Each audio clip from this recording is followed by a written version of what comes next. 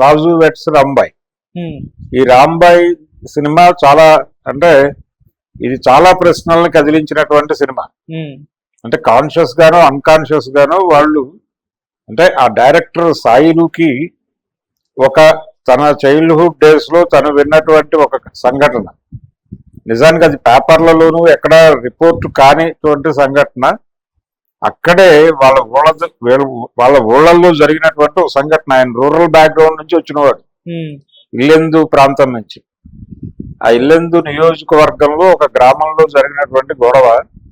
ఆ గొడవని ఆ రోజుల్లో అక్కడ ఉన్నటువంటి నక్సలైట్ దళాలు ప్రజా పంచాయతీలు చేసే సందర్భంలో వాళ్ళ దగ్గర వెళ్ళినటువంటి కేసు ఇది. వాళ్ళు ఎవరైతే ఈ క్రైమ్కు పాల్పడ్డారో అతన్ని శిక్షించటం అనే కార్యక్రమం జరిగిపోయింది.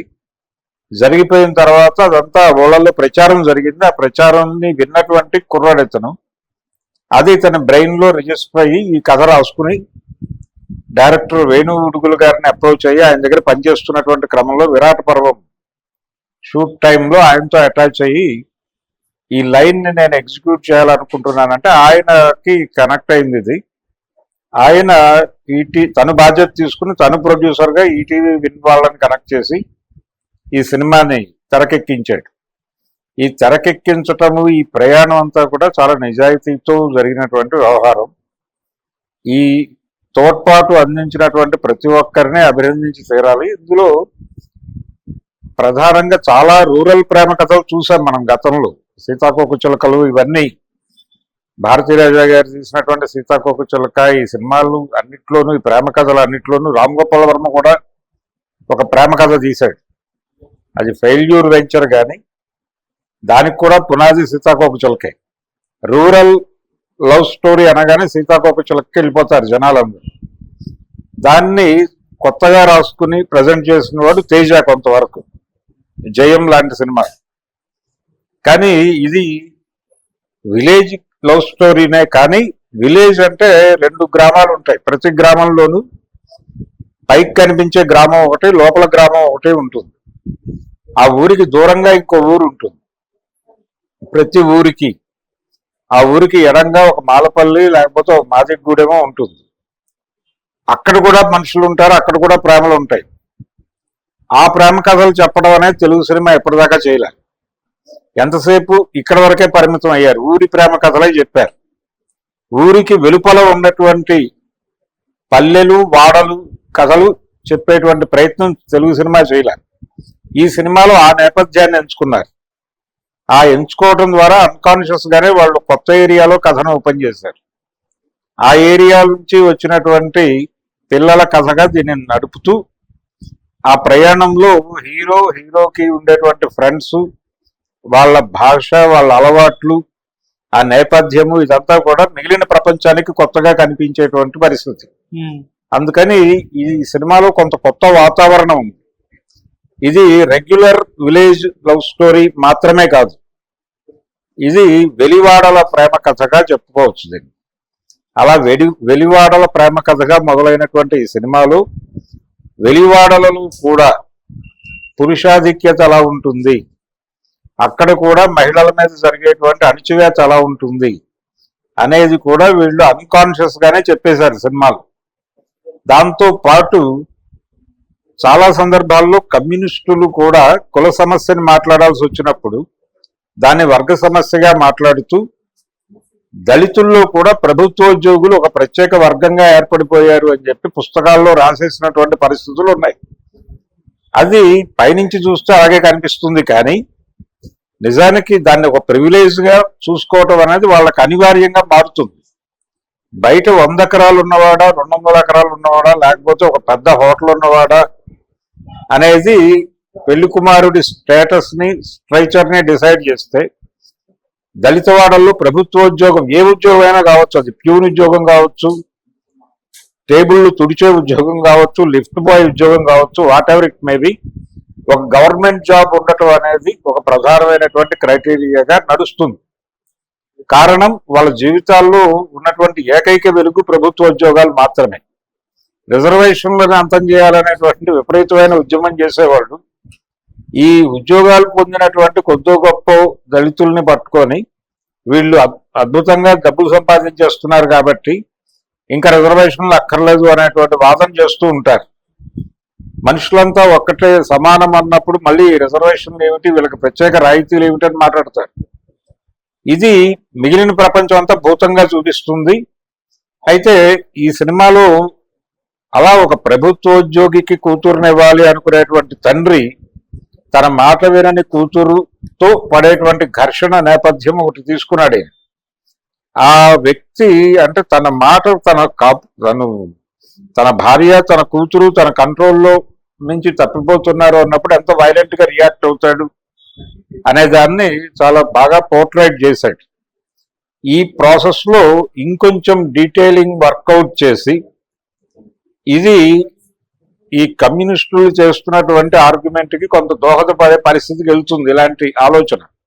కాబట్టి అక్కడ కొంచెం ఒక చిన్న అడ్డుకట్ట వేసి ఇది ఇతని అభిప్రాయం, ఇలా లేదు ప్రపంచం, అంటే ఈ లక్షణాలు ఉంటాయి ఇక్కడ కూడా అనివార్యంగా, కానీ ప్రభుత్వోద్యోగం అనేది ఎందుకు క్రైటీరియాగా మారుతోంది అనే విషయంలో ఇంకొంచెం డీటెయిల్స్ వర్కౌట్ చేసి చెప్పుంటే కథలో ఇంకొంచెం డెప్త్ వచ్చేది సినిమాకి. అది ఎందుకనో ఆ ఏరియాలో పెద్దగా ఫోకస్ పెట్టలేదు. చిన్న వాయిస్ ఓవర్తో ముగించే ప్రయత్నం చేశారు. ఆ వాయిస్ ఓవర్ని దృశ్యం రూపంలోకి తీసుకొచ్చి ఉంటే ఇంకొంచెం బెటర్ ఇంపాక్ట్ వేసేది సినిమా అనేది నా పర్సనల్ ఒపీనియన్. అదొక్కటి పక్కన పెడితే డిఫరెంట్ గా నడిచినటువంటి ఒక ప్రేమ కథ.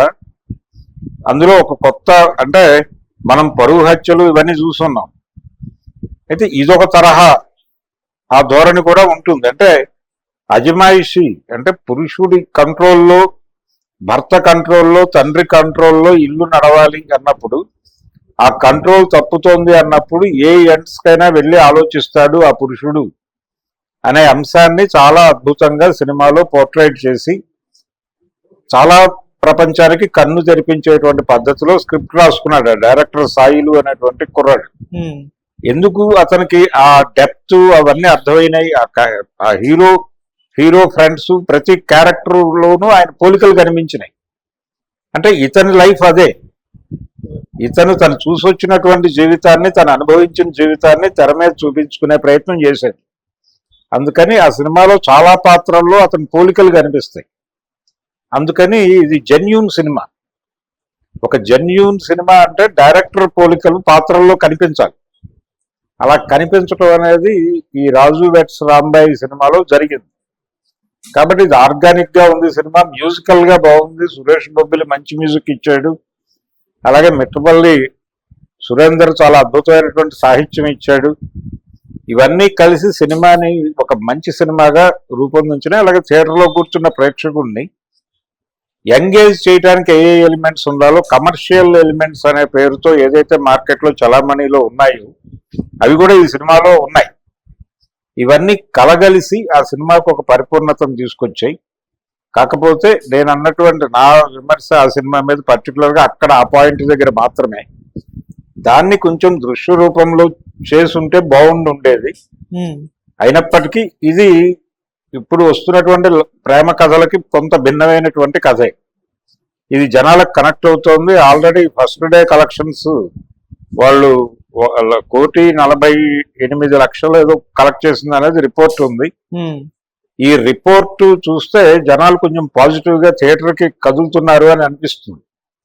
అంటే జనాలను థియేటర్ కి రప్పించడానికి, థియేటర్కల్ ఎక్స్పీరియన్స్ ఇవ్వటం కోసం ఏదో బీభత్సమైనటువంటి వేరే ప్రపంచాన్ని క్రియేట్ చేయాలి, విఎఫ్ఎక్స్ రావాలి, ఈ గొడవ లేకుండా కూడా జనాల్ని రప్పించవచ్చు అనేందుకు అద్భుతమైన ఉదాహరణ ఈ సినిమా.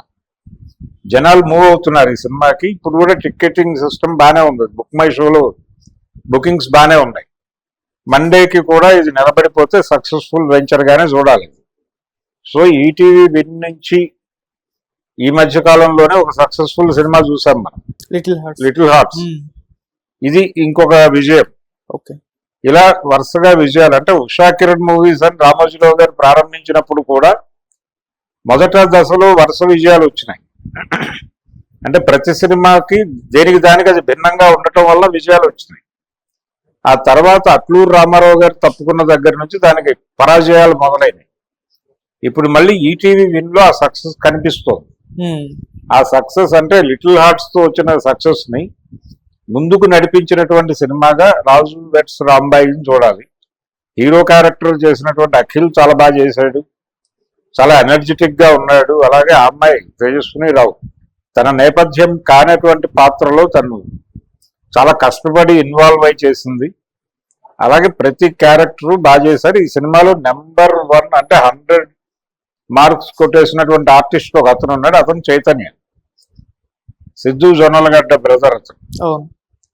అతని పెర్ఫార్మెన్స్ సినిమాలో నెక్స్ట్ లెవెల్లో నడిచింది. అంటే అతను పాత్ర కోసం తన శరీరాన్ని కూడా మలచుకున్నటువంటి పద్ధతి, తను మౌల్డ్ అయ్యి ఆ క్యారెక్టర్లోకి పూర్తిగా ఇన్వాల్వ్ అయినటువంటి పద్ధతి చాలా ఆశ్చర్యం కలిగిస్తుంది. అతన్ని ఆ క్యారెక్టర్ నుంచి బయటకు వచ్చి అతన్ని చూసిన వాళ్ళందరూ ఇతనైనా అతను అనుకునేంత వేరియేషన్ చూపించాడు ఆ పాత్రలో. ఈ సినిమాని నిలబెట్టిన వాడు చైతన్య జొన్నలగడ్డ. డైరెక్టర్ సాయిలు ఏదైతే తెర మీద పలకాలి అనుకున్నాడో దాన్ని తెర మీద అద్భుతంగా పలికించిన వాడు ఒక రకంగా చైతన్య. మిగిలిన వాళ్ళందరూ కూడా ఎవరి పాత్రల పరిధిలో వాళ్ళు చేశారు. హీరోయిన్ తను ఏ లిమిటేషన్ అయితే ఉందో క్యారెక్టర్కి, ఆ లిమిటేషన్స్ లో తన పెర్ఫార్మెన్స్ వెళ్ళింది. తన ఆ క్యారెక్టర్ని అంటే ఎక్కడా కూడా అతి కాకుండా చాలా సెటిల్డ్గా వెళ్ళింది అమ్మాయి పెర్ఫార్మెన్స్. తన ప్రాంతం కాదు, తన జీవితం కాదు, దాన్ని అర్థం చేసుకుని వెళ్ళింది. అయితే హీరో చాలా ఎనర్జెటిక్ గా ఉన్నాడు, ఆ లైఫ్ ని ఎంజాయ్ చేశాడు. అసలు క్యారెక్టర్ ని ఎంజాయ్ చేయటం అనేది కనిపించింది తెర మీద. అది కొంత లైట్ తీసుకొచ్చింది సినిమాకి, ఒక వెలుగుని తీసుకొచ్చింది.